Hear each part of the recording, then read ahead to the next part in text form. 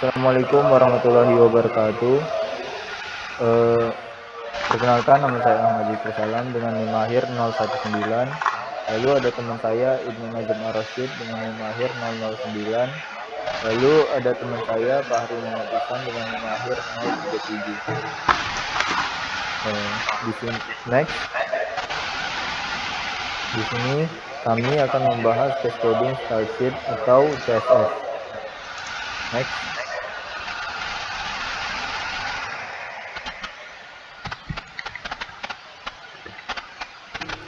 CSS itu singkatan dari Cascading Style Sheet, merupakan standar yang ditetapkan oleh W3C World Wide Web Consortium untuk mendefinisikan presentasi visual sebuah halaman web yang ditulis dengan bahasa HTML, XHTML, dan XML. Dengan CSS, kita bisa memisahkan antara struktur dan presentasi visual sebuah halaman web. CSS mengatur presentasi visual, sementara HTML atau XHTML mengatur strukturnya. CSS dapat dituliskan pada bagian body, head, suatu dokumen HTML atau diletakkan di sebuah file eksternal. Perintah CSS dibatasi oleh text style dan style. Ini adalah keuntungan menggunakan CSS. Yang pertama, ukuran filenya lebih kecil. Yang kedua, load filenya lebih cepat, dapat berkolaborasi dengan JavaScript. Lalu pasangan setia XHTML, menghemat pekerjaan tentunya, di mana hanya membuat satu halaman CSS. Mudah mengganti-ganti tampilan dengan hanya merubah file CSS-nya saja. Lalu, bagian dari teknologi HTML5 tidak terlalu bergantung pada JavaScript dan plugin, mempermudah pengelolaan situs, lebih adaptif, dan responsif design. Next. Ini adalah penggunaan CSS. Mendefinisikan style untuk suatu teks dengan jenis huruf, ukuran, warna tertentu. Bisa kita lihat pada layout, colors, font and text, background, border, dan float. Next. Ini adalah komponen dasar CSS, yaitu ada dua, yaitu pertama selector dan declaration. Bisa kita lihat pada slide berikut ini. Heading 1 itu merupakan selector, lalu di dalam heading 1 itu terdapat declaration, yang mana di declaration ini ada color sebagai properti dan font size juga sebagai properti, di mana di sini blue merupakan value dari colornya. Next. Lalu CSS selector itu ada 3. Yang pertama tag, yang kedua ID, dan class. Bisa kita lihat pada slide ini, yang pertama itu ada tag paragraph yang isinya itu text align, justify, color blue. Nah, ini adalah selektornya yaitu tag paragraph. Lalu ada ID, hashtag header. Lalu di sini ada kelas dengan nama kelasnya itu judul. Next. Lalu selanjutnya yaitu ada relasi antar selektor. Yang pertama itu ada turunan. Ya, di sini selektor F merupakan bagian dari E secara struktural. Lalu yang kedua ada anak, child. Selektor F di sini merupakan anak secara hierarki dari E. Lalu yang ketiga ada saudara dekat, di mana selektor F merupakan selektor yang secara struktural satu parent dengan E. Lalu yang keempat itu ada saudara umum, di mana selektor F ini adalah satu parent dengan E dan memiliki hubungan secara struktur. Next. Lalu selanjutnya ada atribut selektor. Di sini yang pertama itu ada E, lalu atributnya. Di sini semua selektor E yang memiliki atribut ATTR. Contohnya ini bisa kita lihat ya, yaitu input, di mana atributnya itu required. Lalu yang kedua ada E, di mana atributnya ini memiliki value. Jadi semua selektor E yang memiliki atribut ATTR dengan nilai 5. Di sini contohnya itu ada inputan dengan tipe checkbox. Lalu selanjutnya ada dengan atribut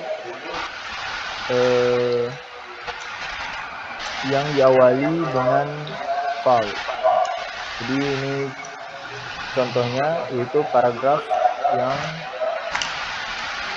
language-nya itu diawali dengan n Inggrisnya. Lalu yang selanjutnya yaitu selektor di mana atributnya itu ada mengandung kata val. Bisa kita lihat ini contohnya yaitu kelas info, mana title-nya itu mengandung kata more. Next. Lalu ada lagi selektor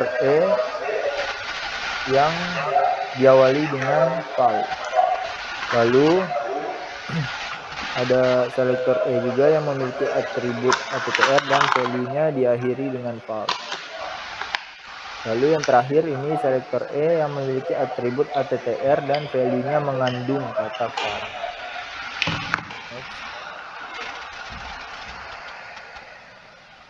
Ini adalah CSS selector browser support. Bisa kita lihat hampir didominasi oleh di support. Namun ada beberapa yang tidak disupport ya, seperti kayak first line ini yaitu IE6-nya dia tidak support. Lalu first letter-nya juga tidak support untuk IE6-nya. Lalu ada untuk .class itu dia untuk IE6-nya dia tidak support. Next. Lalu ini ada CSS pseudo class. Bisa kita lihat ya, ada link, visit, cover, aktif, focus, enable, disable, check, indeterminate, target, default, valid, invalid, dan lainnya. Next. Nah, ini adalah fitur-fitur baru yang ada di CSS 3. Yang pertama yaitu ada 2D transform, background and border, color, value and units, selectors, web font, media query, namespace, 3D transform, animation, gradient, CSS expression atau float. Lalu ada flexible box, grid layout, text shadow, dan lain-lain. Nah, ini cara menggunakan CSS ke HTML ya, yaitu ada 3, mana yang pertama itu external style sheet, lalu ada internal style sheet, lalu inline style. Next. Yang pertama itu ada external style sheet, dimana ini CSS-nya itu dibuat dalam file terpisah yang extension-nya itu .css. Nah, CSS-nya ini dibuat dengan cara, biasanya ini aturan umum ya, yang berlaku untuk semua dokumen HTML pada sebuah website. Dia menggunakan text style di dalam tag head. Style definition-nya itu adalah definisi style yang dibuat, lalu selektor tag yang digunakan web browser. Next. Ini adalah contoh CSS eksternal ya, dipanggil pada bagian head. Jadi bisa kita lihat di sini ada HTML head, lalu ada linknya, rel style sheet, harusnya itu nama file CSS-nya. Next. Nah, ini kita bisa lihat contohnya ya. Pada bagian kiri ini merupakan HTML-nya. Jadi bisa kita lihat pada bagian head itu ada link, rel, style sheet, href, style.css, type, text/css. Dimana kalau kalian lihat yang bagian kanan itu, nama file CSS-nya itu style.css, dan kanan bawah itu merupakan output ya. Next.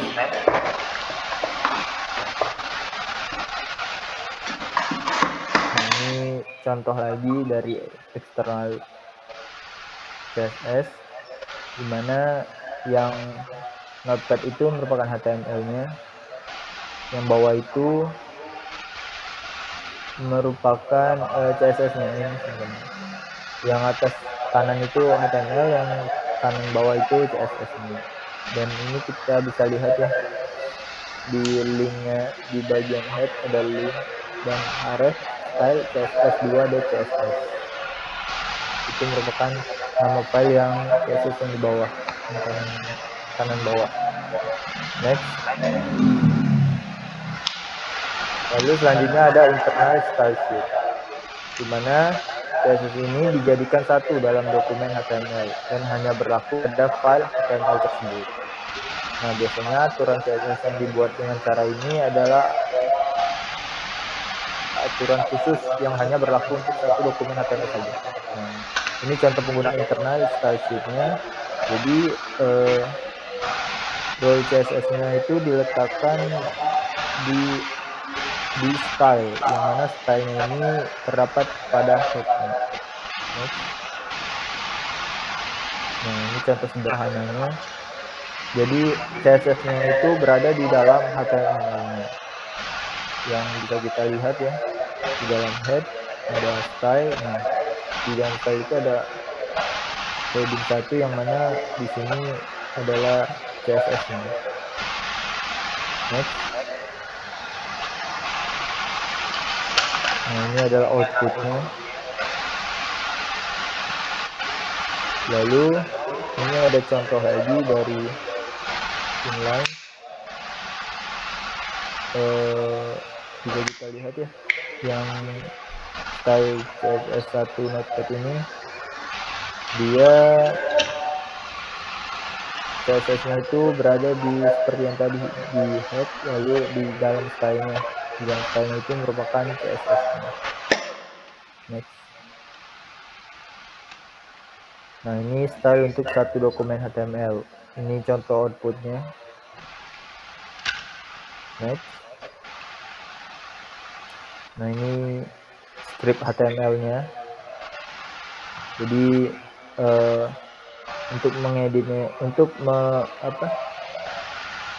memodifikasi apa yang di HTML itu yang dilakukan di CSS, yang mana CSS-nya itu terdapat di HTML-nya juga.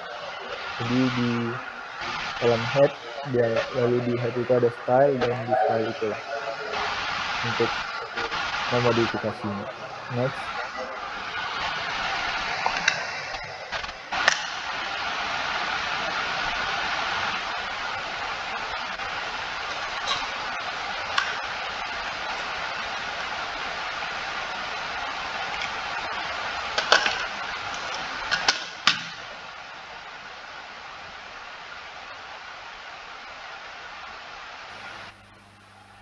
Baik, terima kasih Zikri. Selanjutnya yaitu inline CSS. Inline CSS itu menggunakan aturan yang diletakkan pada teks pada HTML-nya.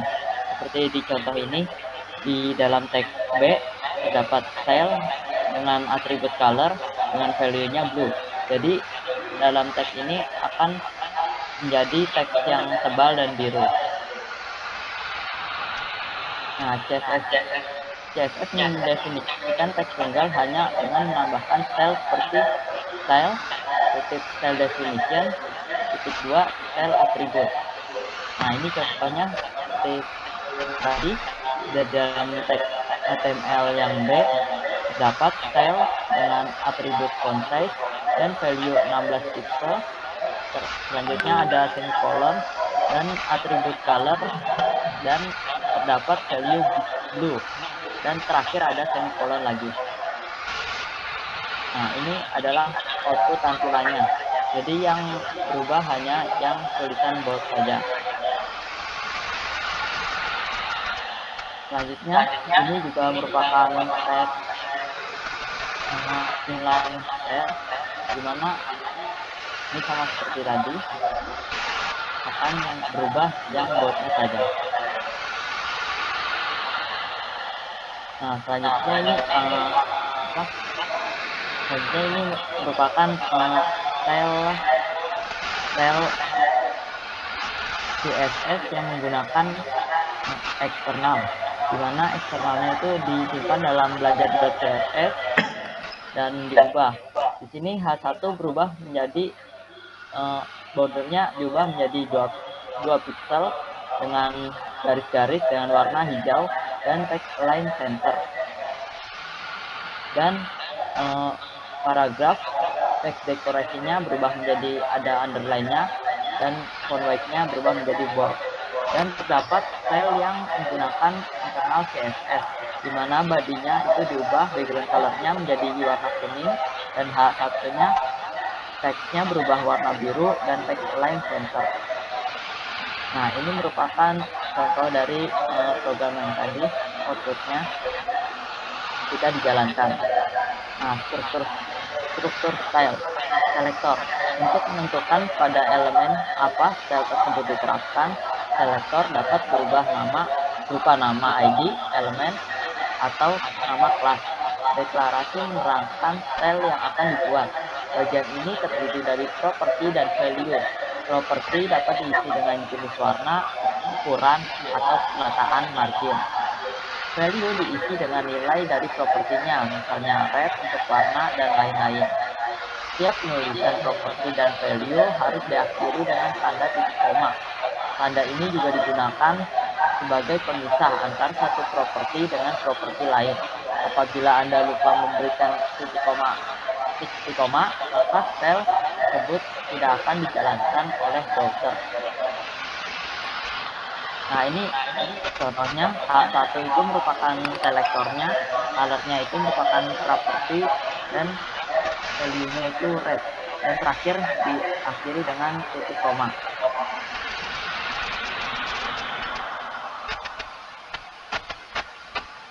Nah, digunakan untuk selektor HTML digunakan untuk mendefinisikan style yang berhubungan dengan teks HTML. Lakukan redefinisi teks normal HTML. Sintaksnya yaitu selektor HTML, selanjutnya ada propertinya dan value-nya.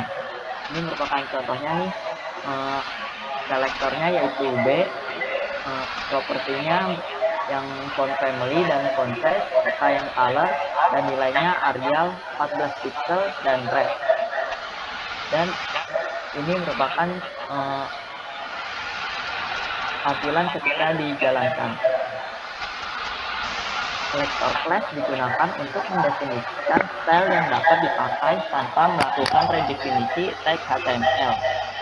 Sintaksnya itu class selector pakai huruf awal, properti, dan nilainya.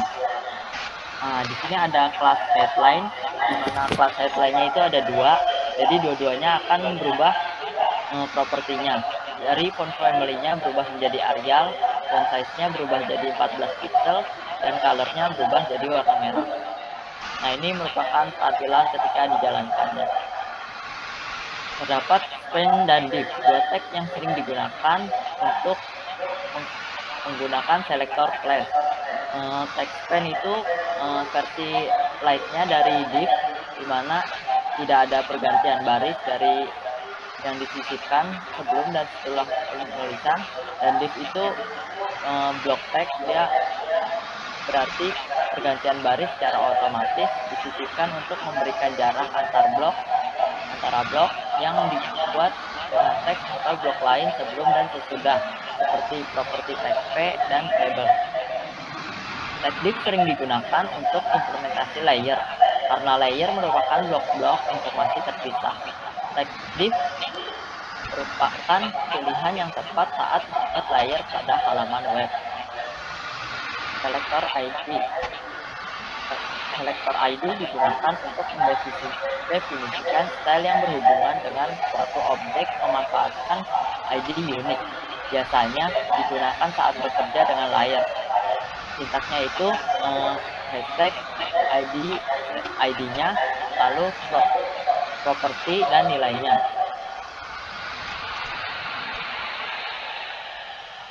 Selanjutnya ini ada script HTML-nya yang menggunakan tag ID. ID-nya yaitu layer 1 dan layer 2. Layer 1 akan diubah posisinya menjadi absolute jadi dapat dirubah dimanapun.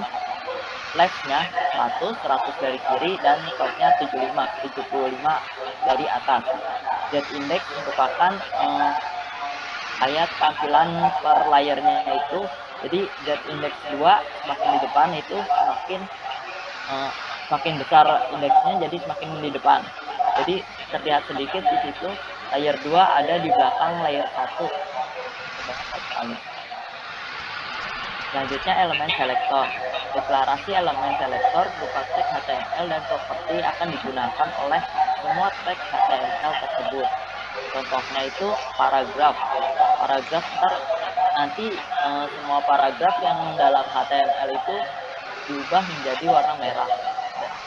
Dan H2 ini font size-nya diubah menjadi 20 pixel, jadi semua elemen H2 pada HTML tersebut diubah menjadi font size-nya diubah menjadi 20 pixel.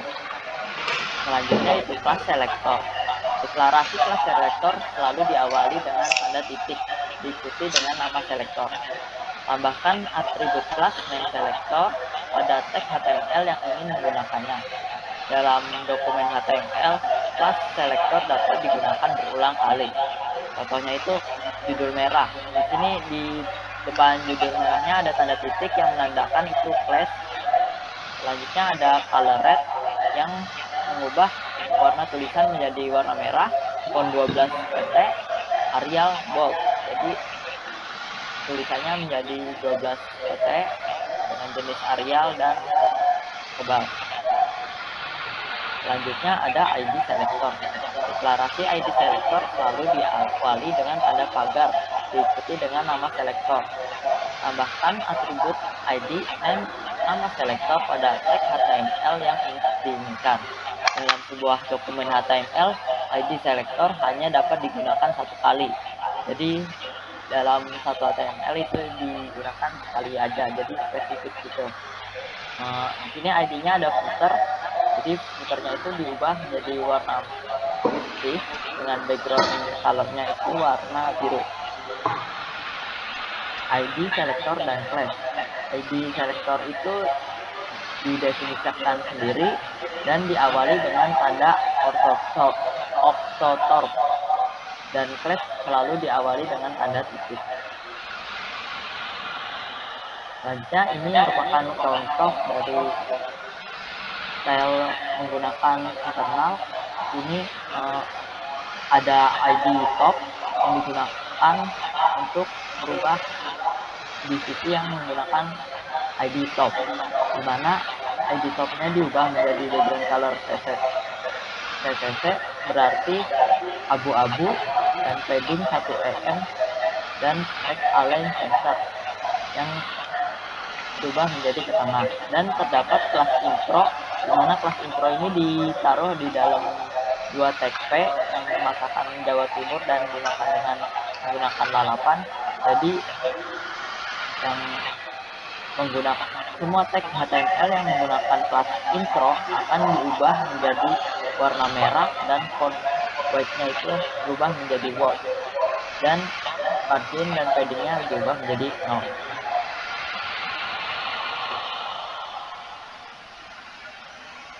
Selanjutnya ada pengelompokan selektor.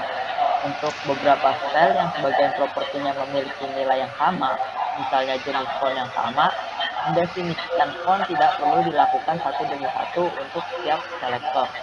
Pendefinisian dapat dikelompokkan dengan cara melewatkan font ke semua selektor dalam satu kali. Ini contoh pengelompokan selektor menjadi lebih simpel. Jadi yang diubah itu hanya yang spesifiknya saja. Jadi yang normalnya itu ditaruh di atas, jadi lebih simpel. Selanjutnya elemen CSS ada font, text, dan color. Font digunakan untuk mengatur tingkah laku huruf. Elemen ini mempunyai beberapa properti. Satu properti dapat mempunyai beberapa nilai. Di sini terdapat properti font family, font style, font variant, font weight, dan font size. Selanjutnya, elemen teks pada HTML akan membuat tampilan teks menjadi lebih menarik.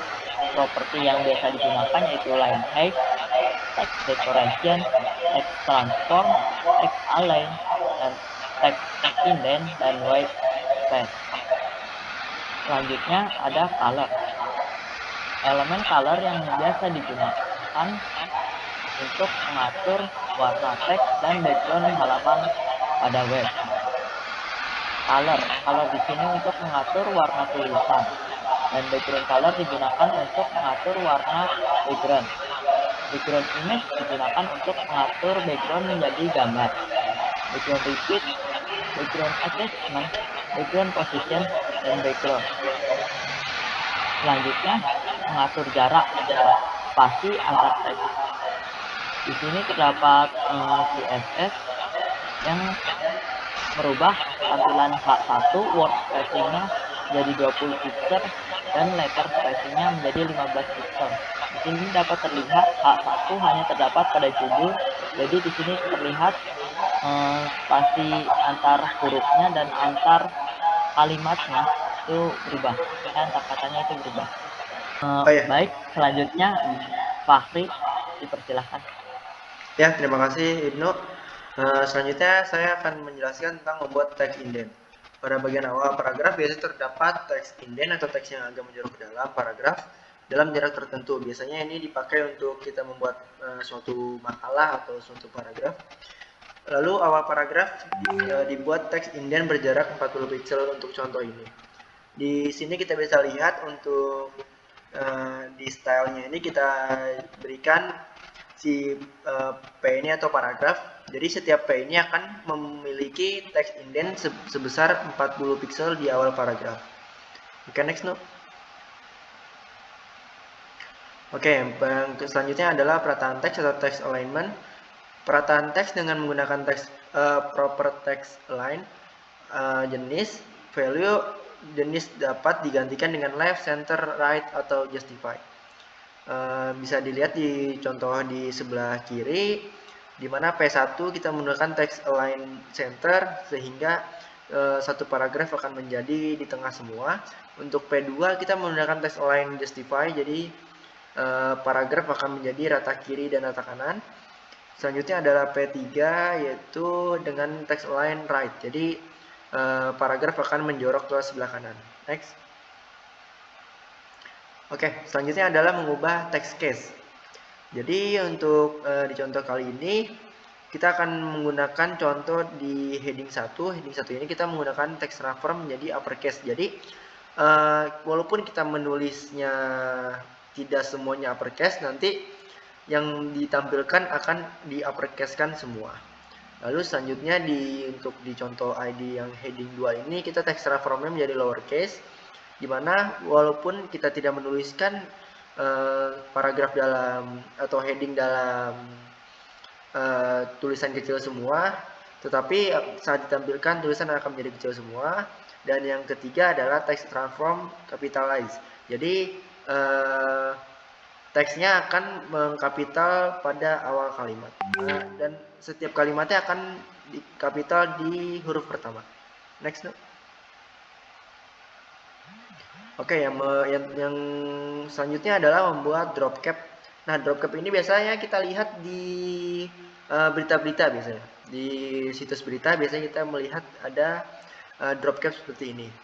Kode style di atas hanya akan berlaku untuk huruf pertama dari paragraf yang memiliki kelas styleku, dalam hal ini huruf B. Sedangkan properti float digunakan untuk mengatur posisi huruf B tersebut, apakah di sebelah kiri atau sebelah kanan, sehingga value-nya adalah left. Jadi untuk contoh kali ini kita menggunakan value left karena B ini akan kita tempatkan di sebelah kiri. Di sini ada p.styleku first letter. Nah, ini first letter itu maksudnya huruf pertama, di mana floatnya ini adalah left atau tempat penempatannya adalah di sebelah kiri. Lalu font family-nya adalah Lucida Grande atau fontnya adalah Lucida Grande. Lalu untuk font size-nya sebesar 80 px. Dan hasilnya adalah di sebelah kanan ini. Ya, lanjut. Oke, selanjutnya group selector. Jika terdapat selector dengan aturan yang sama, dapat dibuat deklarasinya sekaligus. Tuliskan beberapa sektor sekaligus dengan tanda koma sebagai pemisah. Sebagai contoh, jika elemen H1, H2, H3, H4, H5, dan H6 memiliki aturan huruf warna merah, maka penulisan dapat dilakukan sebagai berikut. Bisa dilihat di sini H1 sampai H6 kita pisahkan dengan koma dan kita tuliskan color adalah red. Lanjut yuk. Nah, ini adalah bisa kita contoh nah ya, lanjut yuk. Nah, ini hasilnya dari sintaks tadi, bisa balik lagi dong. Nah ya, di sini untuk body adalah background color kita ubah menjadi yellow. Jadi keseluruhan dari body HTML ini akan menjadi warna kuning atau backgroundnya akan menjadi warna kuning. Lalu untuk header ID header ini kita menggunakan background color berwarna orange. Jadi untuk header sendiri akan ya seperti itu, akan berbeda sendiri, yaitu berwarna orange. Balik lagi. Lalu selanjutnya adalah kelas DC, di mana kelas DC di sini kita menggunakan text indent sebesar 2 cm dan font size sebesar 14 px dan color berwarna merah. Untuk H1 di paragraf di bagian H1 ini kita menggunakan color berwarna blue atau warna biru dan text align itu menggunakan center. Lalu untuk paragraf yang kita dengan kelas hijau ini kita menggunakan warna hijau dan letter spacing sebanyak 12 px. Next. Ya, seperti ini yang akan terjadi. Lalu selanjutnya adalah properti CSS. Ada beberapa properti CSS yang akan kami jelaskan, yaitu pertama adalah CSS background properties, yaitu digunakan untuk mengatur background sebuah elemen. Selanjutnya adalah CSS text properties, digunakan untuk mengatur teks. Selanjutnya adalah CSS font properties, digunakan untuk mengatur font. CSS list properties digunakan untuk mengatur list. Dan yang terakhir adalah CSS link properties, digunakan untuk mengatur link. Lanjut. Nah, di sini bisa kita lihat ada beberapa CSS background properties. Yang pertama ada background sendiri. Untuk deskripsinya yaitu properti singkat untuk mengatur semua background properti dalam sebuah deklarasi saja. Di sini value-nya ada lumayan banyak, yaitu background color, background image, background repeat, background attachment, dan background position. Selanjutnya adalah properti background attachment. Di sini untuk pengertiannya adalah menentukan penempatan background fix atau scroll. Jadi kita bisa mengatur apakah background ini akan fix atau mengikuti scroll dari user. Di sini value-nya ada scroll atau fix. Selanjutnya ada background color yang berfungsi untuk menentukan warna background. Di sini value-nya ada color RGB, color hex dalam hexadesimal. Selanjutnya adalah color name dan atau transparan. Selanjutnya adalah background image, di mana ini berfungsi untuk menentukan gambar sebagai background. Di sini value-nya yaitu URL, nama gambar, atau tidak sama sekali atau none. Selanjutnya ada properti background repeat, menentukan metode peluang background gambar, di mana value-nya ada repeat, repeat x, repeat y, dan no repeat. Selanjutnya adalah properti background position, yaitu menentukan posisi background yang berupa gambar, di mana value-nya ini ada berupa top left, top center, top right, center left, center right, bottom left, bottom center, bottom right. Lanjut. Lalu selanjutnya adalah CSS text properties, di mana propertinya di sini ada yang pertama adalah color untuk menentukan warna teks, yang dimana value-nya itu adalah color hex atau color name. Selanjutnya adalah properti letter spacing, mengatur jarak spasi antar huruf. Value-nya adalah length unit, px, cm, atau im. Selanjutnya ada properti text align, mengatur peralatan teks dalam sebuah elemen, di mana value-nya adalah left, right, center, atau justify. Selanjutnya text decoration, mengatur dekorasi ke dalam teks, di mana value-nya adalah none, underline, overline, atau line through. Berikutnya adalah text indent yang digunakan untuk mengatur indent pada baris pertama. Di sini length unitnya adalah px, cm, atau im. Selanjutnya adalah text from, mengatur bentuk huruf. Di sini kita bisa mengatur capitalize, uppercase, atau lowercase seperti yang tadi kita sudah contohkan. Selanjutnya ada properti word spacing, mengatur jarak spasi antar kata, di mana length unitnya adalah px, cm, dan im.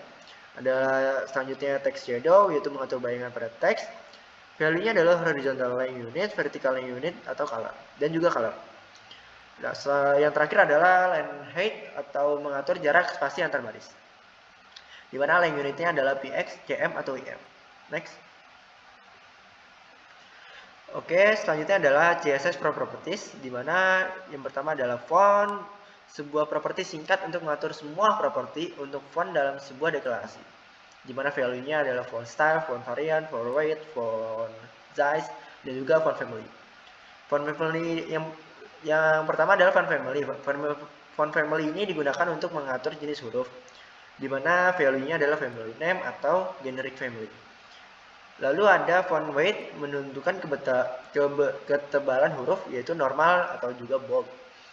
Lalu font size untuk mengatur ukuran huruf, di mana length unitnya adalah px, cm, im, atau vw.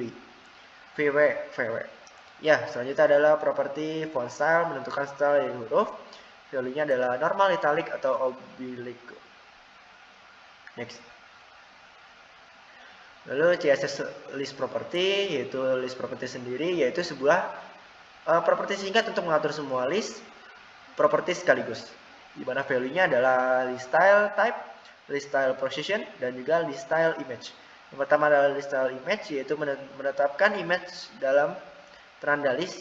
Di sini value-nya adalah none atau URL nama dari gambar. Selanjutnya adalah properti dari list style position untuk mengatur tempat penanda list item, di mana value-nya adalah inside atau outside. Property list style type menentukan tipe penanda list item, di mana value-nya cukup banyak, yaitu none, this, circle, square, decimal, lower Roman, upper Roman, lower alpha, upper alpha, dan juga lower Greek. Next. Lalu yang terakhir adalah CSS link properties, yaitu pseudo class, yaitu propertinya ada a.2 link.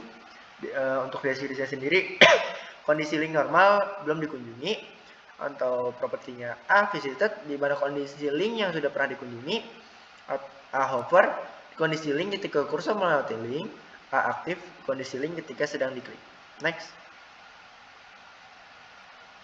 Nah, untuk selanjutnya kita akan menjelaskan tentang sintaks berikut ini, di mana di sini ada class table. Class table ini berfungsi untuk mungkin akan kita panggil sebagai kelas apabila kita ingin menebalkan sebuah kalimat, di mana karena di sini font weight-nya itu bold dan font size-nya adalah 20px. Lalu ada kelas miring, font style adalah italic, sudah pasti karena italic sendiri memang berfungsi untuk memiringkan kalimat.